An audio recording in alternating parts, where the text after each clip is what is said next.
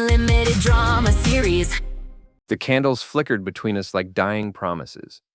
Lauren sat across from me at our dining room table, the same mahogany beast we'd bought for our 5th anniversary. 11 years later, it felt more like a courtroom bench. Happy anniversary, sweetheart. I raised my wine glass, watching the burgundy liquid catch the light. 16 years of marriage deserved something better than the cheap bottle I'd grabbed from the corner store, but lately, everything felt cheap between us. Lauren barely glanced up from her phone. Her manicured fingers tapped against the screen with mechanical precision. The sound grated against my nerves like nails on chalkboard. She didn't even look at me. I leaned across the table, moving closer to her perfectly styled blonde hair. The scent of her expensive perfume mixed with something else, something unfamiliar. Come on, Lauren, put the phone down. It's our anniversary. Finally, she looked up. Those blue eyes that once made my heart race now held nothing but cold irritation. What do you want, Nick? A kiss would be nice, from my wife, on our anniversary. Lauren's laugh cut through the air like broken glass. Save it, Nick. You're not worthy of me anymore. The words hit me like a physical blow. I sat back in my chair, studying her face for any sign that she was joking. But her expression remained stone-cold serious. Perfect. I stood up slowly, my contractor's hands steady, despite the rage building in my chest. Then I'll stop wasting my worth here. What's that supposed to mean? For the first time all evening, I had her full attention. I walked to the kitchen and grabbed my keys from the counter. It means our trip to Portland is canceled. Hell, everything's canceled. Nick, don't be dramatic. Sit down and finish your dinner. I turned back to face her, this woman I'd shared a bed with for 16 years. This stranger who thought I wasn't worthy of basic human affection. You know what, Lauren? You're right. I'm not worthy of this. That night, I slept in my workshop behind the house. The concrete floor felt more welcoming than our king-sized bed. By morning, my side of the closet was empty. My wedding ring sat on the bathroom counter, and Lauren was in full panic mode. Where are you going? She demanded, blocking the front door in her silk robe. Trip's canceled. So is this marriage. You can't be serious. Over one little comment? I hefted my duffel bag over my shoulder. One little comment? Lauren, you haven't touched me in 3 months. You barely speak to me unless you need something fixed around the house. And last night you told me I'm not worthy of you. So congratulations. You're free to find someone who is. Her face went pale. Nick, wait. We can talk about this. No, we can't, because talking requires 2 people who give a damn about each other. And you just made it crystal clear that you don't. I pushed past her and walked to my truck. Through the rearview mirror, I watched her standing in the doorway, her mouth hanging open like she couldn't believe I'd actually grown a spine. Mrs. Blaine, our 70-year-old neighbor, was watering her roses. She gave me a knowing nod as I drove past. That old woman saw everything that happened on Maple Street. Everything. I rented a room at the Riverside Motel, a dive on the edge of town that charged by the week and didn't ask questions. The place smelled like cigarettes and broken dreams, but it was mine.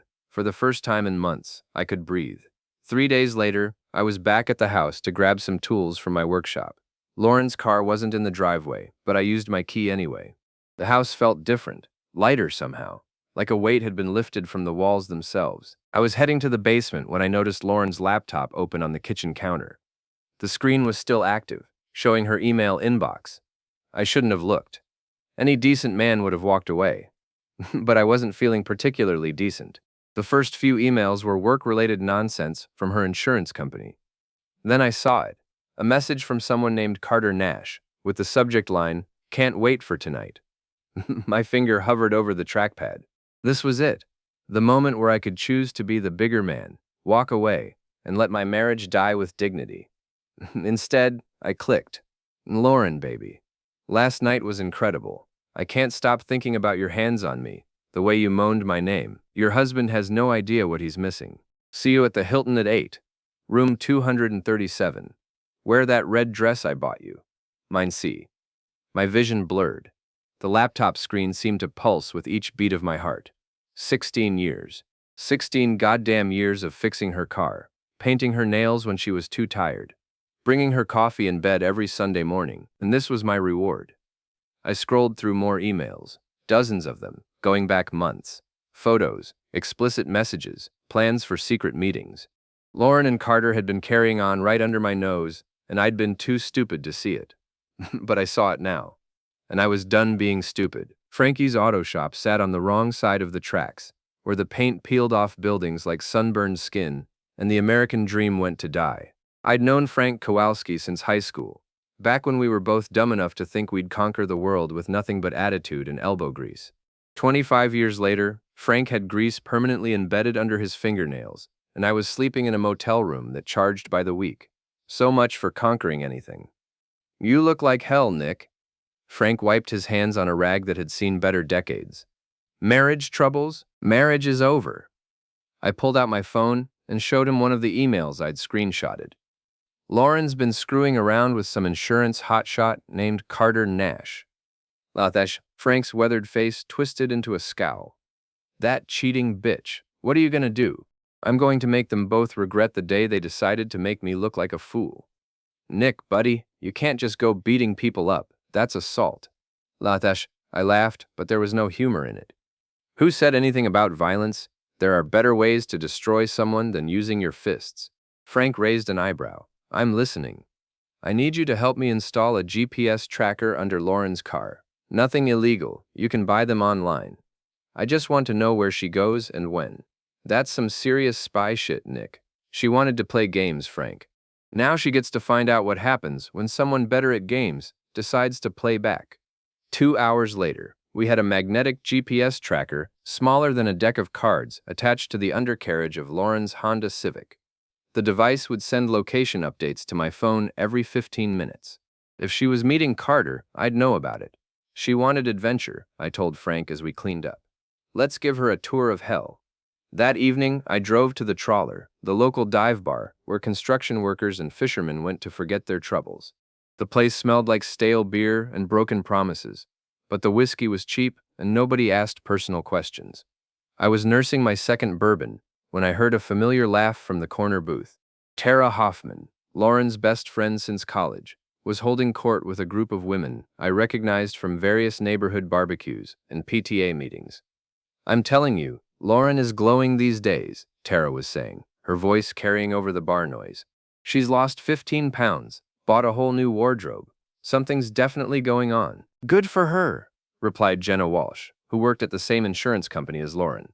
She deserves some happiness. Oh, she's happy all right. Tara leaned in conspiratorially.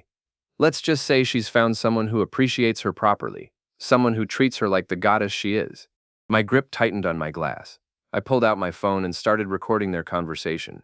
It's about time, another woman chimed in. Nick never seemed to appreciate what he had, always working on some construction project, covered in sawdust. Lauren needs a real man. Carter Nash is definitely a real man, Tara giggled.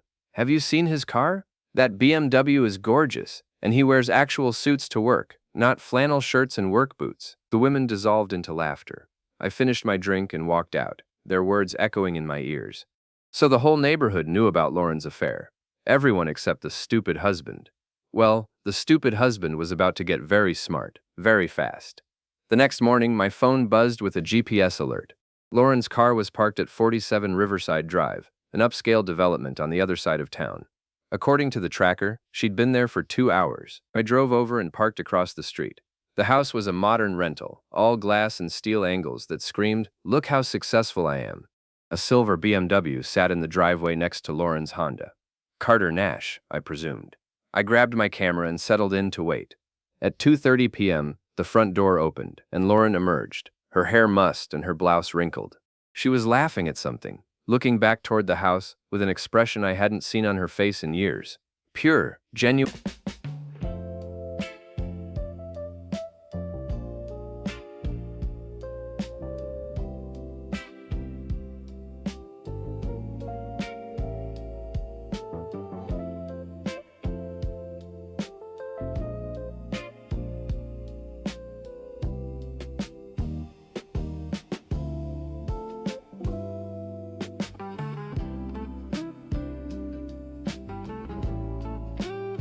Happiness. A man appeared in the doorway, tall, dark-haired, wearing a silk robe that probably cost more than I made in a week.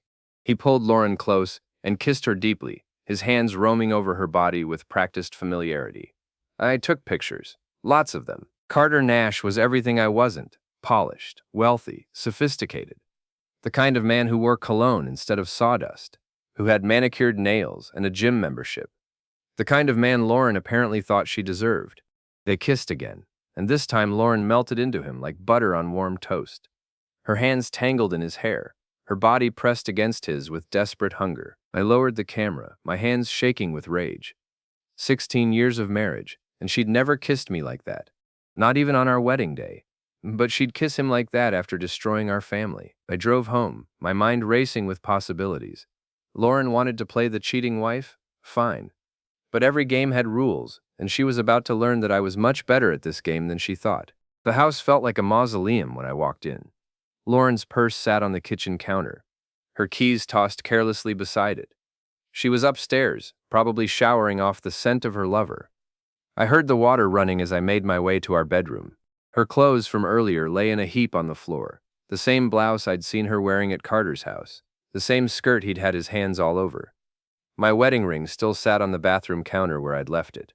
The gold band caught the afternoon light, a small circle of promises that meant nothing now. Lauren's phone buzzed on the nightstand, a text message from Carter. Already missing you, baby. Can't wait until your husband is completely out of the picture. I screenshotted the message and forwarded it to myself, then deleted the evidence from her phone. By the time Lauren emerged from the bathroom, wrapped in a towel and humming some pop song, I was sitting on the bed waiting for her. Nick! She jumped, clutching the towel to her chest. What are you doing here? It's still my house, Lauren, at least until the divorce papers are filed. Her face went pale. Divorce? Nick, we haven't even tried counseling. I pulled out her phone and tossed it on the bed between us. Lost something? She stared at the device like it was a venomous snake. I don't know what you mean. We need to talk. The words hung in the air like a death sentence. Lauren's hands trembled as she picked up her phone, and I knew she was wondering what I'd seen, what I knew. Everything, Lauren. I knew everything. And now the real fun could begin. Dawn was breaking over Carter Nash's rental house when I pulled up in my work truck. The BMW sat in the driveway like a silver monument to arrogance, its pristine paint job reflecting the morning sun. Frank had provided me with a key to success, a 5-gallon bucket of fish guts from his cousin's seafood processing plant. The stuff smelled like death warmed over, but it would make a point. I dumped the entire bucket over Carter's precious BMW, watching the gray slime coat the windshield and hood. Then I took out my key and carved "Cheater" in foot-high letters across both doors.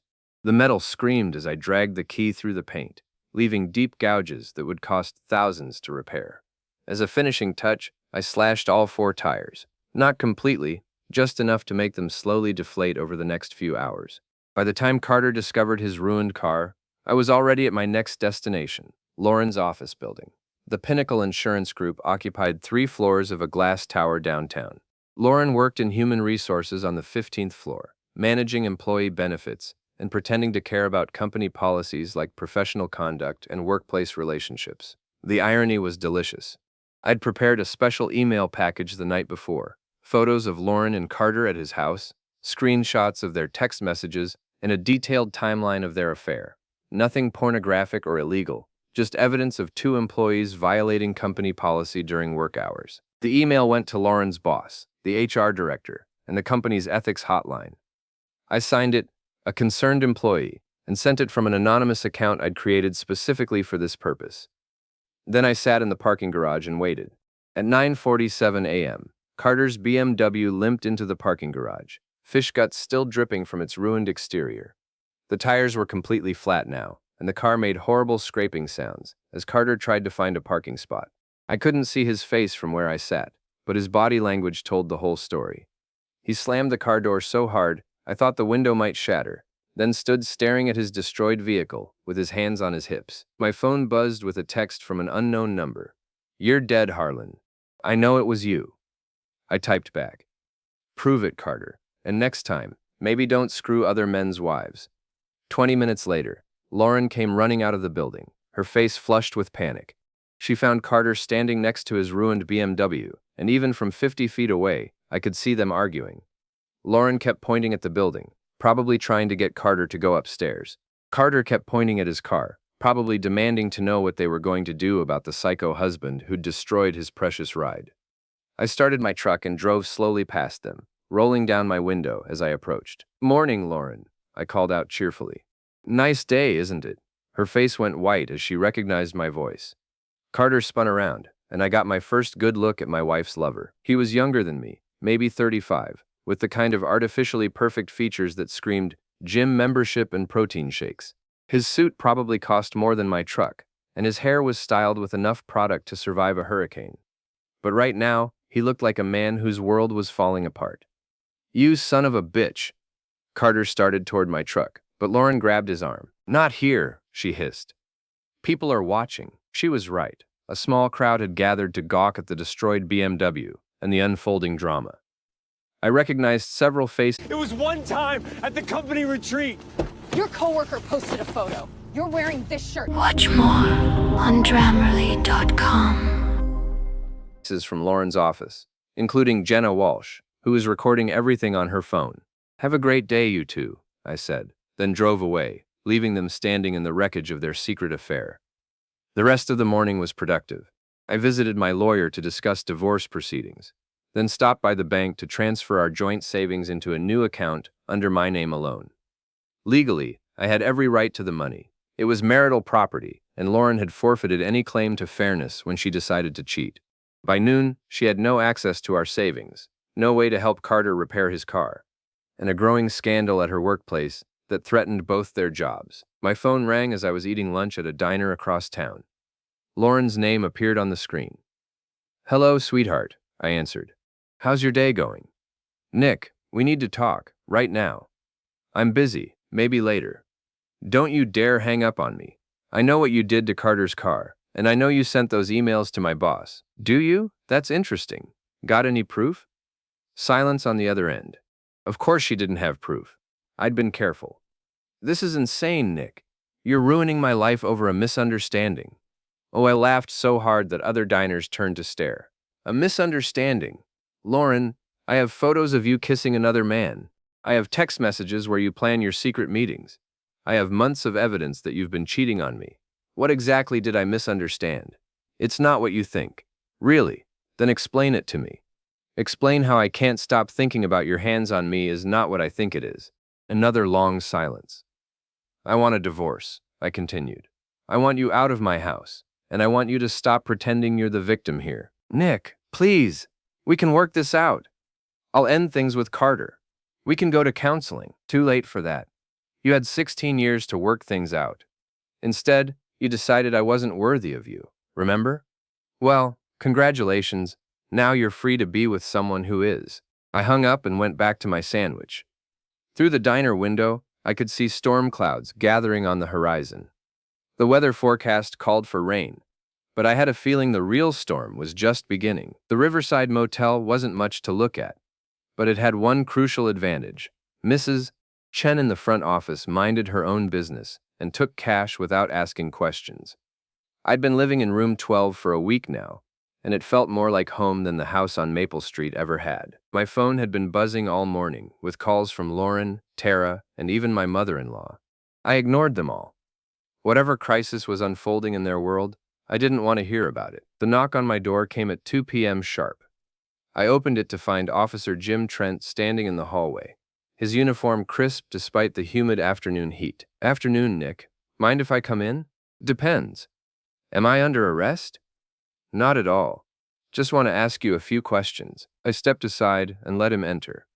Trent was a decent guy. We'd gone to high school together, back when he was just Jimmy Trent who played third base on the varsity team. Now he wore a badge and dealt with domestic disputes and vandalism complaints. "I suppose this is about Carter Nash's car," I said. "Among other things. He filed a report this morning, says you destroyed his vehicle and have been harassing him." "Did he now? That's interesting. What kind of harassment?" Trent pulled out a small notebook. "Anonymous emails, following him around town, making threats." "Threats? What kind of threats?" "He says you told him you'd make him pay for sleeping with your wife." I sat down on the room's single chair and gestured for Trent to take the bed. "Jim, let me ask you something. If you came home and found out your wife was cheating on you, what would you do?" "That's not the point, Nick. It's exactly the point. My wife has been having an affair for months. Half the town knows about it. They were laughing about it at the trawler, talking about what a fool I was for not seeing it. So yeah, I'm angry, but I haven't broken any laws. What about Carter's car? What about it? You got any proof I did anything to his car? Trent studied my face for a long moment. No witnesses, no security cameras in that area. Could have been anyone with a grudge against the guy. Could have been. Insurance salesmen make a lot of enemies. Nick, I'm going to give you some advice, off the record. Whatever you're planning, don't. Let the lawyers handle the divorce. Don't give Lauren ammunition to use against you in court. I nodded seriously. I appreciate the advice, Jim, really. But I'm not planning anything illegal. After Trent left, I drove to the trawler for an early dinner. The place was busier than usual for a Wednesday evening, and I soon discovered why. Tara Hoffman was holding court at the bar, regaling a captivated audience with the latest developments in the Lauren and Nick drama. I'm telling you, he's lost his mind, she was saying, gesturing wildly with her cosmopolitan. Poor Lauren is afraid to leave her office. And Carter's car, you should see what that psycho did to it. Maybe Carter shouldn't have been screwing another man's wife, suggested Mike Torres, a plumber I'd worked with on several jobs. That's victim blaming, Tara shot back. Lauren was trapped in a loveless marriage. She deserves happiness. She deserves a divorce lawyer, Mike replied. Not a side piece. I slid onto a bar stool 3 seats away from Tara and ordered a beer.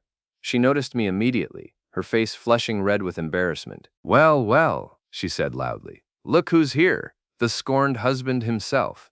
The bar went quiet.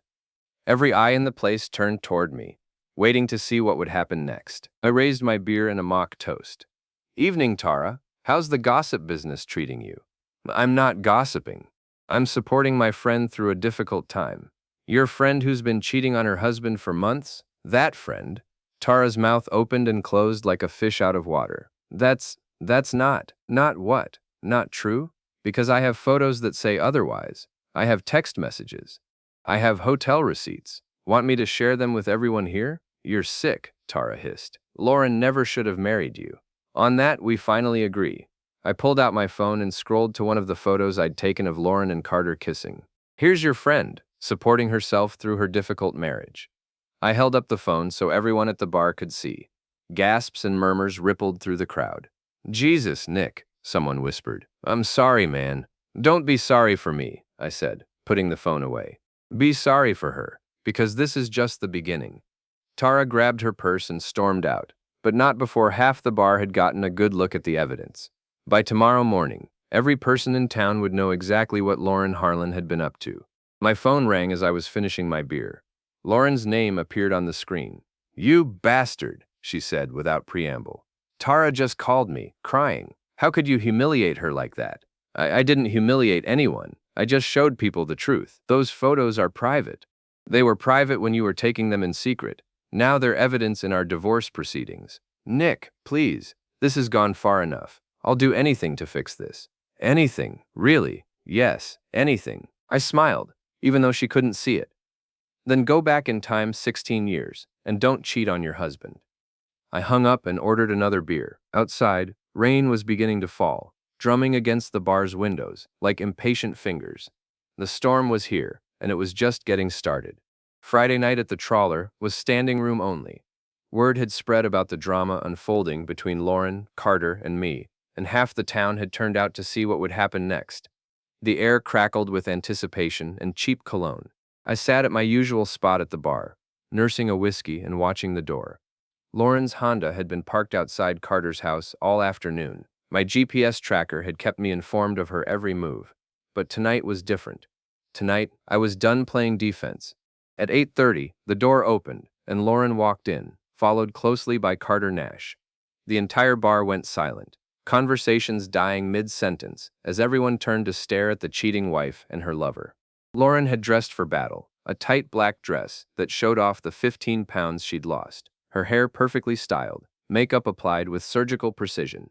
She looked like a woman who'd come to reclaim her territory. Carter wore a designer suit that probably cost more than most people in the bar made in a month.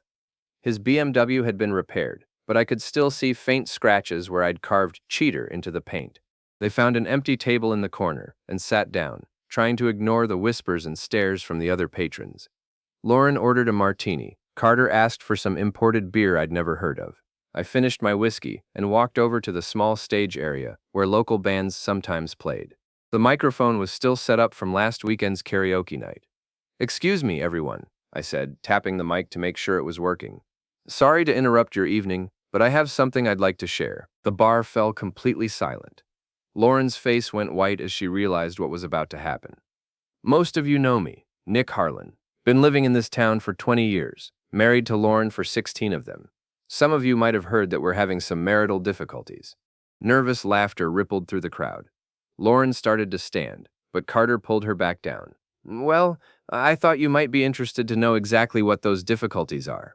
I pulled out my phone and began reading from Lauren's text messages to Carter. "Baby, I can't stop thinking about what you did to me in that hotel room. My husband could never make me feel the way you do." Gasps and murmurs filled the bar. Lauren buried her face in her hands. "Here's another good one. Nick is so pathetic. He actually thinks I'm working late. If only he knew I was working late, on my knees in your office." "Stop it," Lauren screamed, jumping to her feet. "Stop reading those." "Why? Embarrassed? You weren't embarrassed when you were writing them." Carter stood up and started walking toward the stage. "That's enough, you sick freak." "Sit down, Carter, before I read the one where you describe what you want to do to my wife on our kitchen table." He stopped walking. "You see, folks, my wife decided I wasn't worthy of her anymore. Said so right to my face on our anniversary. Well, Lauren, you were right. I'm not worthy of a cheating, lying, manipulative—" "Enough!" Carter shouted, rushing toward the stage. I stepped down to meet him, and we collided in front of the entire bar. Carter threw a wild punch that caught me in the shoulder. I responded with an uppercut that sent him staggering backward into a table full of drinks. The bar erupted in chaos. People were shouting, chairs were overturning, and somewhere in the middle of it all, Lauren was screaming at everyone to stop. Carter came at me again, but he was a gym rat, not a fighter. I'd been swinging hammers and hauling lumber for 20 years. When my fist connected with his perfectly sculpted jaw, he went down like a sack of concrete. "Anyone else want to defend my wife's honor?" I asked the crowd. Silence. I walked back to the microphone, stepping over Carter's groaning form. "Ladies and gentlemen, I give you Lauren Harlan, devoted wife, respected HR professional, and town whore. She's single now, so if anyone's interested, she's apparently very talented on her knees." Lauren ran out of the bar, sobbing. Carter struggled to his feet and stumbled after her, blood trickling from his split lip. The crowd erupted in applause. I took a bow, then walked back to the bar and ordered another whiskey.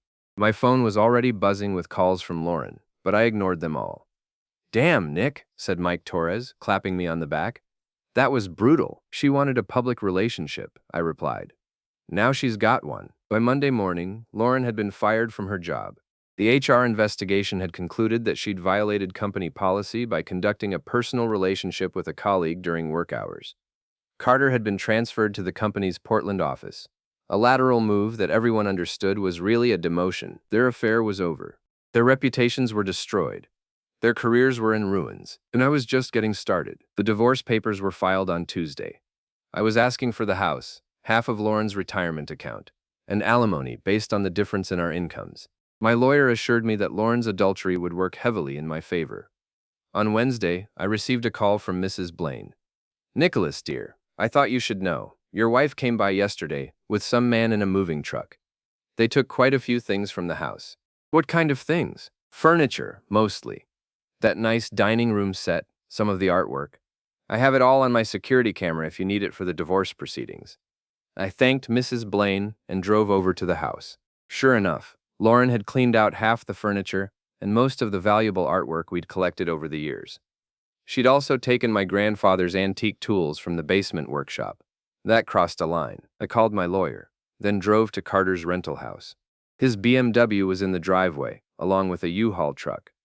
Through the front windows, I could see Lauren and Carter arranging furniture in the living room. My furniture, my grandfather's tools. I walked up to the front door and knocked. Carter answered, his face still showing bruises from our encounter at the bar. "What do you want?" he asked. "I want my property back. The furniture, the artwork, and especially my grandfather's tools." "I don't know what you're talking about." "Then let me refresh your memory." I pushed past him into the house. Lauren was in the living room, arranging our dining room chairs around a table I'd built with my own hands 15 years ago. "Hello, sweetheart. Nice place you've got here. I especially like what you've done with my furniture." "It's not your furniture," she said. "It's marital property." Marital property that you stole before the divorce was finalized. That's called theft. You can't prove I took anything. I pulled out my phone and showed her the security footage Mrs. Blaine had sent me. Want to bet? Lauren's face crumpled. Nick, please, I have nothing left. You destroyed my job, my reputation, my friends. Don't take the furniture too. You should have thought about that before you decided I wasn't worthy of you. I walked through the house, taking photos of every piece of stolen property. Then I called the police and reported the theft. Within an hour, Officer Trent was at Carter's door with a warrant to recover my belongings. Lauren and Carter were forced to load everything back into the U-Haul and return it to the house on Maple Street. They worked in silence, their faces grim with defeat. As they were loading the last of my grandfather's tools, Lauren turned to me with tears in her eyes. I'm sorry, Nick. I'm so sorry for everything. I never meant for it to go this far. Yes, you did, I replied. You meant for it to go exactly this far. You just thought you'd be the one holding all the cards at